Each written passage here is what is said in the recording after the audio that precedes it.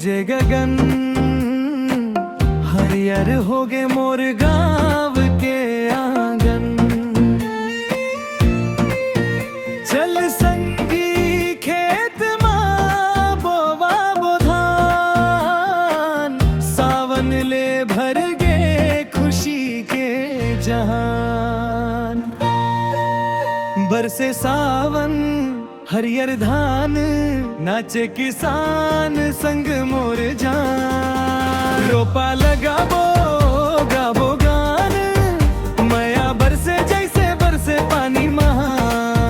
बरसे सावन हरियर धान, नाचे किसान संग मोर जान। रोपा लगाबो गाबो गान, मया बरसे जैसे बरसे पानी महा।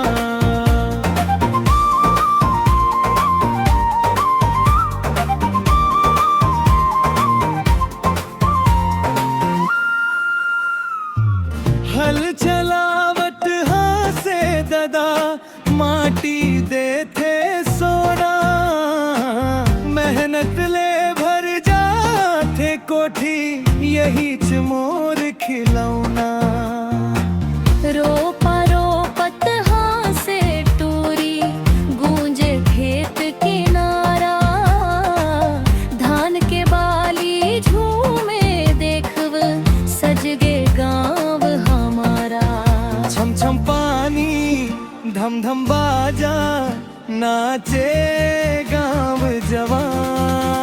सावन आए खुशी लाए, मोहरा जय किसान।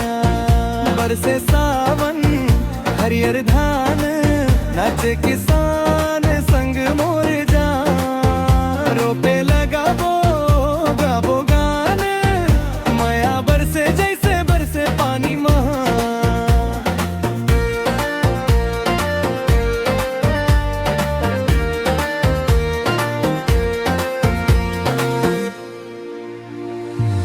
नदी नाला भर गे पानी, मोर धरती मुस्काए। हरियर चुनरी ओढ़ के अब गाँव नहीं लजाए। मोर संगी के संग मरो पब, सपना नवा सजाबो। धान कटाही आवत बेरा, मिलके तिहार मनाबो। सुआ बोले कोयल गावे, महके धान के पान। बरसे सावन गूंजे धरती, जय जय मोर किसान। बरसे सावन हरियर धान, नाचे किसान संग मोर जान। रोपा लगाबो गाबो गान, मया बरसे जैसे बरसे पानी माना।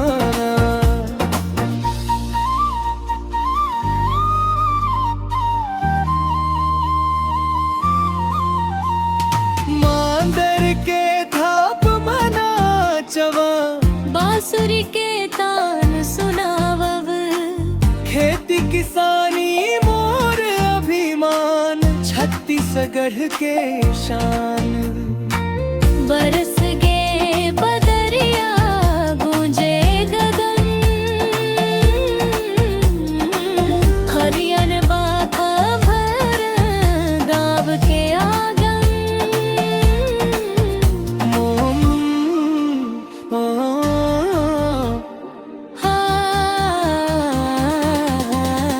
बरसे सावन हरियर धान, नाचे किसान